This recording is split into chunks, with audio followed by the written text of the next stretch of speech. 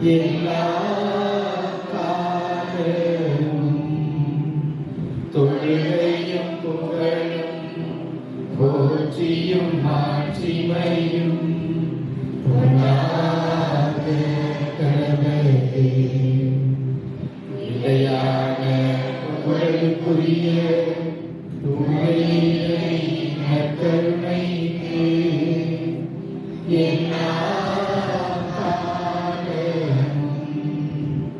தொழுகையும் புகழும் போற்றியும் மாட்சிமையும் உண்டாக கடவுளே.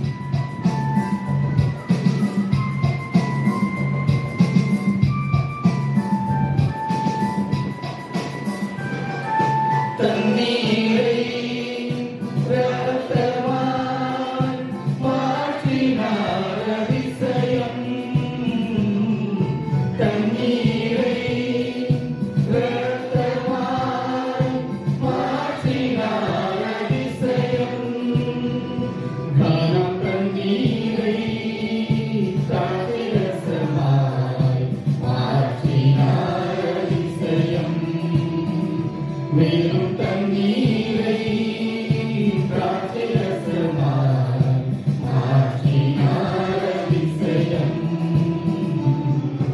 அதிசயங்கள் செய்கிறவர் நம் அருகில் இருக்கிறார். அற்புதங்கள் செய்கிறவர் என்றும் நமக்குள் வசிக்கிறார்.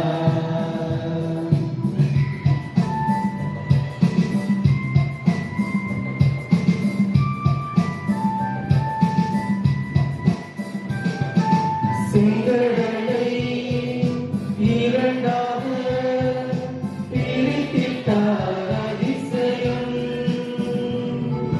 சிங்கங்களை இரண்டாக பிரித்திட்டார் அதிசயம். புயல் காற்றை தன் வானையாலே அடக்கினார் அதிசயம்.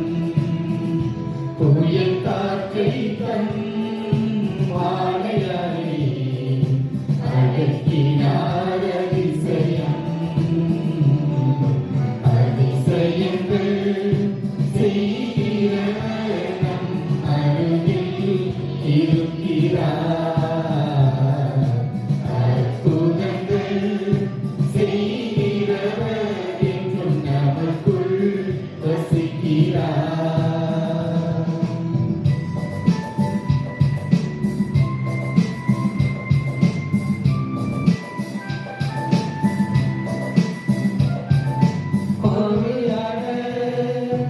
என்னையும் உயர்த்தினார் அதிசயம்.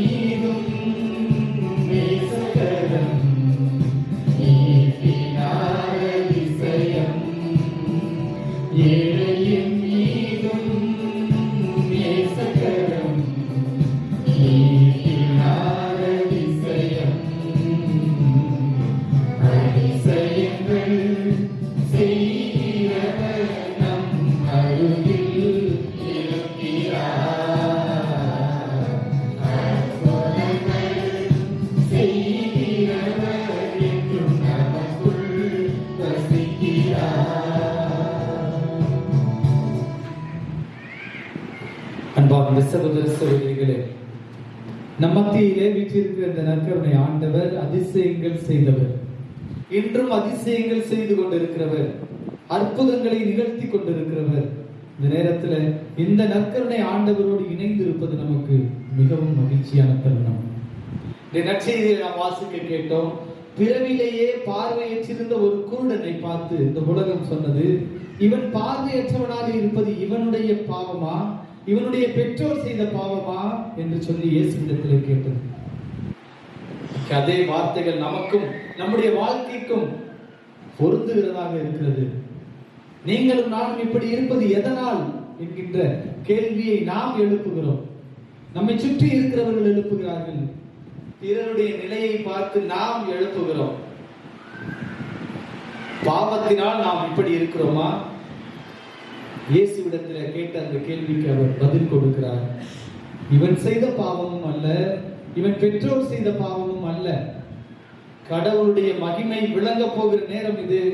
கடவுளுடைய மகிமைக்காகவே இந்த மனிதன் பிறந்திருக்கிறான். கடவுள் இவன் வழியாக தன்னுடைய மாட்சியை வெளிப்படுத்துகிறார் என்று இயேசு பதில் கொடுக்கிறார். சகோதரனே சகோதரியே, இன்னும் நம்முடைய வாழ்வில இப்படிப்பட்ட இழிநிலை, இப்படிப்பட்ட வருத்தங்கள், இப்படிப்பட்ட கேள்விகள் இருந்து கொண்டுதான் இருக்கின்றன. பார்வையற்ற அந்த மனிதன் இயேசு கண்ணிலே படுகிறான். இயேசு அவனை பார்க்கிறார். அவனை அழைத்து அவனுக்கு கண்ணிலே சேறு பூசி அவனை குணப்படுத்துகிறார். இன்றைக்கு நாம் இயேசுவிடத்துல மறைந்து வாழ்ந்து கொண்டிருக்கிறோம். இயேசுவை பார்க்க விரும்பவில்லை. கண்களையும் காதுகளையும் இதயத்தையும் மூடிக்கொண்டவர்களாக இருக்கிறோம். எப்படி நம்முடைய வாழ்விலே அதிசயங்கள் நடக்கும்? உங்கள் வழியாக கடவுள் தன்னை மாற்றிப்படுத்த தயாராக இருக்கிறார். ஆனால் நாம் இயேசுவுக்கு முன்பாக நம்மை வெளிப்படுத்த, நான் இருக்கிறேன், என்னுடைய இழிநிலையை பாருங்கள் ஆண்டவரே என்று சொல்லி அவருக்கு முன்பாக செல்வதற்கு நாம் விரும்பவில்லை. மறைந்து வாழ்ந்து கொண்டிருக்கிறோம். யோசிச்சு பார்ப்போம். அந்த பாவி என்று சொல்லப்பட்ட பார்வையற்ற அந்த மனிதன் பார்க்கிறான். இயேசுவை கொஞ்சம் கொஞ்சமாக புரிந்து கொள்கிறான். இயேசுவை அந்த மனிதர் என்னை குணப்படுத்தினார் என்கிறான். இரண்டாவதாக சொல்கிறான், இயேசு என்னை குணப்படுத்தினார் என்று சொல்கிறான். மூன்றாவதாக சொல்கிறான், அந்த இறை வாக்கினர் என்னை குணப்படுத்தினார் என்று சொல்கிறான். நான்காவதாக நீரே மெசியா என்று சொல்லி ஏற்றுக்கொள்கிறான். ஐந்தாவதாக இயேசு அவனிடத்தில் சொல்கிறார், நான் தான் நீ நம்பி இருக்கிற மானுட மகன், நீ வந்து தேடிக்கொண்டிருக்கிற நபர் என்று சொன்னவுடன் ஆண்டவரே என்று சொல்லி அவரை வணங்கினான், ஆராதித்தான். இன்னைக்கு நாமும் இந்த நற்கருணை ஆண்டவரிடத்துல இப்படிப்பட்ட ஒரு மனநிலையோடு ஜெபிப்போம். இன்னைக்கு அவர் நம்முடைய கண்களை மட்டுமல்ல, காதுகளை மட்டுமல்ல, இதயத்தையும் கூட திறக்கக்கூடியவர். நம்முடைய மனசை அவற்றை கொடுப்போம். நம்முடைய கண்களை, காதுகளை, புலன்களை எல்லாம் கொடுப்போம். ஒரு நற்கருணைக்கு பின் சொல்லுகிற ஜெபம் ஒன்று இப்படி ரொம்ப அருமையாக இருக்கும். குழந்தைகளுக்கு அதை கற்றுக் கொடுத்திருக்கிறேன். இயேசுவே நீரே எனது கையாக இருந்து செயல்படும், நான் மற்றவர்களுக்கு உதவி செய்கிறேன். இயேசுவே என்னுடைய கால்களாக இருக்கட்டும், நான் நல்ல வழியில நடக்கிறேன். இயேசுவே நீரே என்னுடைய காதுகளாக இருக்கும், நல்ல விஷயங்களை நான் கேட்பேன். இயேசுவே என்னுடைய வாயாக, நாவாக இருக்கட்டும், நற்செய்தி எடுத்துரைப்பேன் என்று சொல்லி இப்படி அருமையான ஒரு ஜெபம் இருக்கிறது. இந்த நாளில் இந்த நற்கருணை ஆண்டவரிடத்தில் கேட்போம். என்னுடைய புலன்களை எல்லாம் திறந்து விடும், என்னுடைய புலன்களை எல்லாம் கட்டி போட்டிருக்கிற அந்த பிடிவாத குணங்களை எல்லாம் இடத்திலிருந்து அகற்றிவிடும். இந்த பிச்சைக்காரனாக, பார்வையற்றவனாக இருந்த அந்த மனிதன் எப்படி சமூகத்தால் ஒதுக்கப்பட்டு புறந்தள்ளப்பட்டு இவன் பாவம் செய்தவன் என்று சொல்லி அவனை கடவுளிடமிருந்து அகற்றி அந்த சமூகம் வைத்திருந்த போது கூட அவன் இயேசுவால் தொடப்பட்டு சுகப்படுத்தப்பட்ட போது இயேசுவை முழுமையாக நம்பினானோ. இன்னைக்கு நாங்களும் அப்படிப்பட்ட அவல நிலைகளை எல்லாம் மாற்றுகிற உமது அன்பின் கரங்களாக, ஓடி போய் வேலை செய்கிற அன்பின் கால்களாக, பிறருக்கு இறங்குகின்ற அன்பான இதயமாக ஒவ்வொருத்தரையும் மாற்றுங்க ஆண்டவரே. இந்த நாளிலே நாங்கள் ஜெபித்தோம். தண்ணீரை ரசமாக மாற்றியவர், எகிப்திலே தண்ணீரை இரத்தமாக மாற்றியவர், அதிசயங்களை இப்படியெல்லாம் செய்தவர் என்று சொல்லி நம்ம கேட்டோம். இன்னைக்கு கடவுள் நம்முடைய மனதை மாற்றுகிறார், அது மிகப்பெரிய புதுமை. இயேசுவாக உங்களையும் என்னை மாற்றுகிறார், அது அவர் செய்கிற மிகப்பெரிய புதுமை. இன்னைக்கு நம்ம தியானித்தது போல, சிந்தித்தது போல, விளைச்சலை அதிகப்படுத்த வேண்டும் என்றால் விதைப்பதை முதலில் அதிகப்படுத்த வேண்டும். ஆண்டவரை என் உள்ளத்துல விதைங்க, என் குடும்பத்துல விதைங்க, என்னுடைய வாழ்க்கையில விதைங்க, நான் சார்ந்திருக்கிற சமூகத்துல விதைங்க. நாங்களும் விதைக்கிற மனிதர்களாக எங்களை மாத்துங்க. அறுவடையை நாங்கள் மிகுதியாக மாற்றி காட்டுகிறோம். லூக்கா நற்செய்தி 9:37-38 நம்ம வாசிக்கிறோம். அறுவடை மிகுதி, வேலையாட்களோ குறைவு என்று இயேசு வருத்தப்படுகிறார். அறுவடை மிகுதியாக வேண்டும், வேலையாட்கள் மிகுதியாக வேண்டும். அதிசயமாக அற்புதமாக எங்களை எல்லாம் அறுவடையினுடைய விதைப்பவர்களாக எங்களை மாற்றுங்கள் ஆண்டவரே என்று சொல்லி இந்த நேரத்தில் நம்ம கேட்டு ஜெபிப்போம். திரு அவையை கட்டி எழுப்புகிறவர்களாக, நம்ம வாழுகிற இடத்துல, அன்பியத்துல, குடும்பத்துல எல்லாத்தையும் இயேசுவுக்குள்ள கட்டி எழுப்புகிற பிள்ளைகளாக நம்மை நாமே மாற்ற வேண்டும் என்று சொல்லி இந்த நாள்ல இயேசுவிடத்துல ஒப்பு கொடுத்து ஜெபிப்போம். மீண்டுமாக அந்த பாடல் வரிகளில் ஒரு அடியை மட்டும் நாம் பாடி,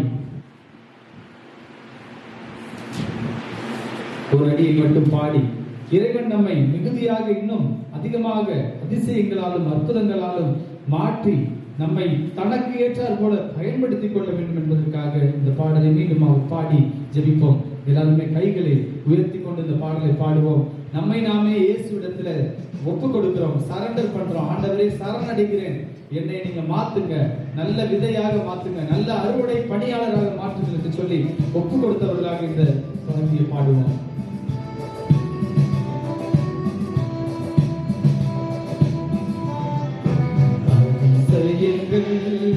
செய்கிறவர் நம் அருகில் இருக்கிறார். அற்புதங்கள் செய்கிறவர் என்றும் நமக்குள் வசிக்கிறார். அதிசயங்கள் செய்கிறவர் நம் அருகில் இருக்கிறார்.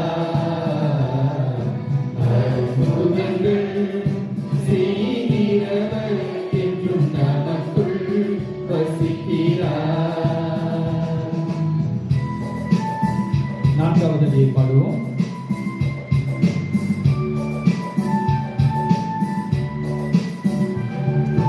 நோய்களையும் பேய்களையும் ஓட்டுவார் அதிசயம். நோய்களையும் பேய்களையும் ஓட்டுவார் அதிசயம். கசந்து போன உள்ளத்தையும் தேற்றுவார் அதிசயம்.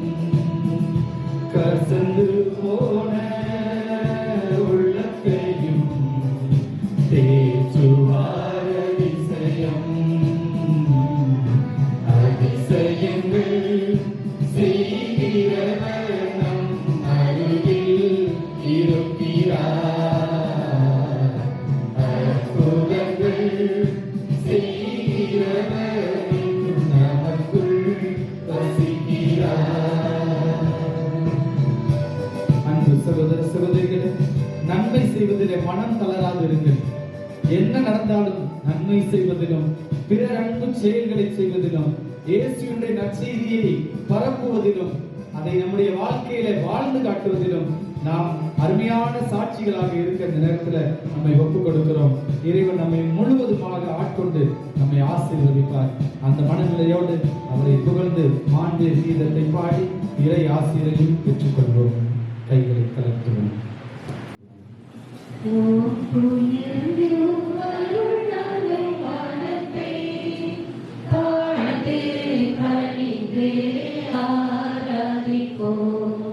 பழைய நியம முறைகள் அனைத்தும் இனி மறைத்து முடிவு பெறுக. புதிய நியம முறைகள் வருக. புலங்களாலே மனிதன் இதனை அறிய இயலா. குறையை நீக்க விசுவாசத்தின் உதவி பெருக. வாழ்வுயரிடுவருள்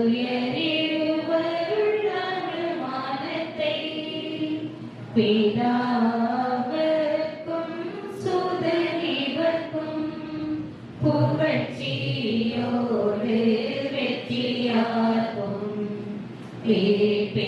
பெருமை மகிழ்ச்சியோடு